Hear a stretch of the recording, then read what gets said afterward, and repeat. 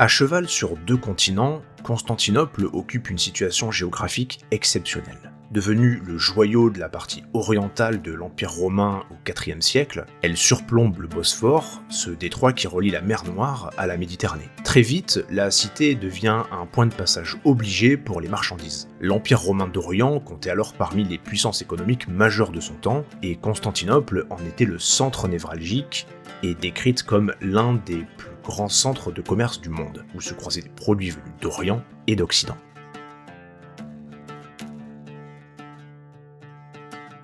La position sur le Bosphore offre donc à Constantinople un accès direct à la mer Noire d'un côté et la Méditerranée de l'autre. Par la mer de Marmara et la mer Égée, elle communique avec les ports d'Europe, du Levant et d'Égypte. Les marchandises venues d'Inde ou de Chine entraient en Méditerranée via la mer Rouge, transitaient par Alexandrie ou Antioche, puis remontaient vers le Bosphore. Les épices asiatiques pouvaient aussi atteindre l'Empire byzantin à Constantinople ou à Trébizonde, en passant par la mer Noire, ce qui en faisait pendant longtemps le principal centre de distribution vers l'Occident. Toutes ces voies maritimes étaient particulièrement prisées parce que contrairement aux routes terrestres, ça allait plus vite, ça transportait plus de marchandises, et il n'y avait pas de chameaux à nourrir. Du côté terrestre, justement, plusieurs routes d'Asie et d'Europe convergeaient vers la capitale. Les fameuses routes de la soie traversaient l'Asie mineure et reliaient les caravanes d'Orient à Constantinople.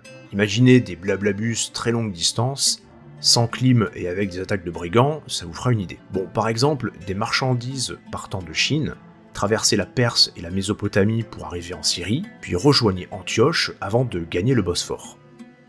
Plus au nord, la fameuse route des Varègues aux Grecs reliait la Scandinavie et la Russe de Kiev à Constantinople. Les dracars varègues descendaient la Volga ou le Dniepr pour atteindre la capitale byzantine en rapportant du vin, des épices ou des étoffes précieuses en échange de bois, de fourrure, de l'ambre ou du miel. Pour autant, ces produits ne constituaient qu'une partie de la richesse commerciale de ces échanges.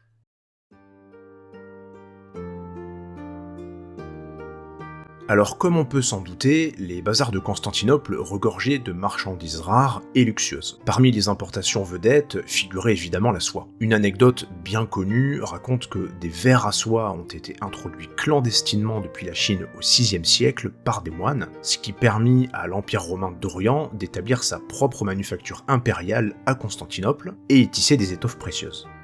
Les épices et aromates comme le poivre, la cannelle ou encore les clous de girofle étaient également très prisées. Elles arrivaient d'Inde et d'Asie du Sud-Est par les caravaniers arabes et transitaient ensuite par des ports byzantins. On importait aussi de l'ivoire africain, de l'ambre baltique, du camphre, du musc et même des esclaves. D'ailleurs, pour mettre un peu dans l'ambiance, Constantinople abritait un grand marché aux esclaves qu'on appelait la Vallée des Lamentations. En retour, l'Empire byzantin exportait vers l'Orient ses produits manufacturés, donc des soieries brodées, des bijoux d'or, de l'émail et des verres fins, ou encore des poteries ouvragées. Des entrepôts frontaliers, comme par exemple la Trébizonde, servaient de relais où des marchands grecs, arméniens ou caucasiens stockaient ces articles de luxe avant de les embarquer vers l'Asie.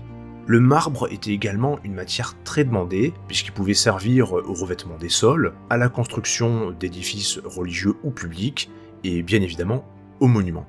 Sur le plan alimentaire, on échangeait aussi bien des céréales, du vin et divers produits agricoles, le blé étant acheminé vers les immenses silos de la capitale pour nourrir ses habitants, tandis que les vins d'Italie, l'huile d'olive, le miel et les fruits complétaient l'offre des marchés.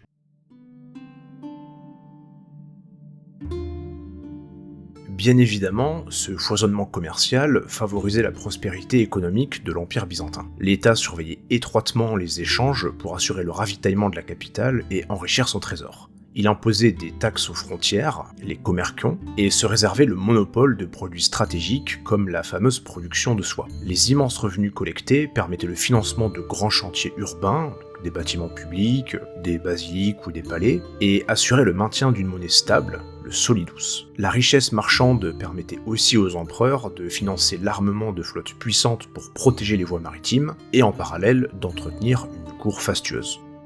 La richesse du commerce façonnait aussi la société et la culture byzantine.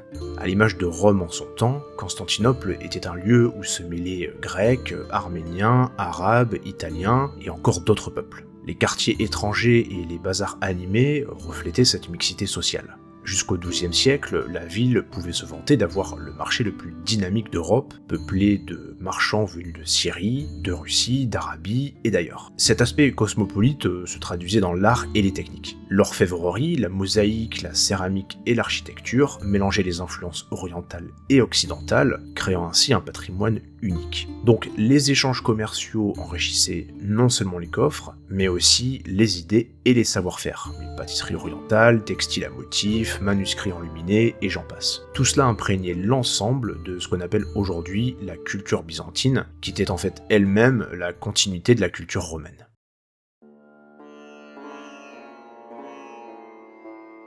La situation géographique privilégiée de Constantinople en faisait aussi un enjeu stratégique permanent. Contrôler cette cité, c'était dominer les principales routes maritimes entre l'Orient et l'Occident. À travers les siècles, de nombreux envahisseurs se sont essayés à la conquérir. Les Bulgares et les Avars au nord, les Slaves à l'ouest, les Arabes et les Sassanides à l'est, pour couper les échanges commerciaux et s'octroyer un monopole économique. À partir du XIe siècle, l'émergence des républiques maritimes italiennes ont pris à leur tour le contrôle du commerce. L'Empire byzantin leur accorde des privilèges commerciaux pour attirer les navires marchands vers ses ports et se garantir un soutien militaire naval en Méditerranée. Par exemple, en 1082, Alexis Ier Comnène offre aux Vénitiens de grands privilèges commerciaux, des exemptions de taxes et leur propre quartier dans Constantinople, en échange de leur aide contre les Normands et les Turcs. Ce quartier vénitien devient vite une véritable enclave quasi autonome, avec ses propres entrepôts, églises, quais et marchés. En 1204, la 4e croisade est détournée et Constantinople est mise à sac. L'Empire est morcelé et Venise s'approprie une partie de la ville, des îles et d'autres territoires stratégiques. Les marchands occidentaux dominaient alors une part importante de l'export méditerranéen au détriment de l'Empire byzantin. Donc pour eux, comme on peut s'en douter, cet événement fut un véritable désastre économique et le début d'une longue agonie.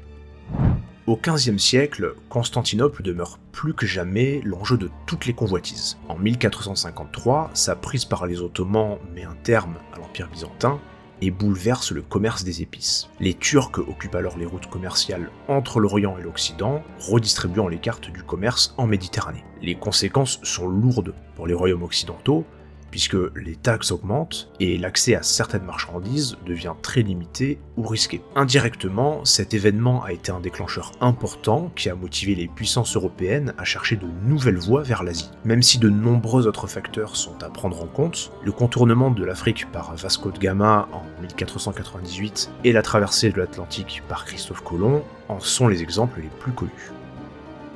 Pendant plus d'un millénaire, Constantinople a incarné le cœur du commerce entre l'Occident et l'Orient. Au fil des époques, les principales routes, terrestres comme maritimes, convergeaient vers ses quais. La richesse de la capitale mélangeait les trésors de l'Orient à ceux de l'Occident. Le destin de la ville montre à quel point le contrôle du commerce était un enjeu politique au centre de toutes les convoitises. Aujourd'hui encore, la mémoire de cette grande cité marchande perdure. Elle rappelle comment les échanges entre les continents ont modelé l'histoire. Merci d'avoir suivi cette vidéo et à bientôt pour de nouveaux voyages dans le passé.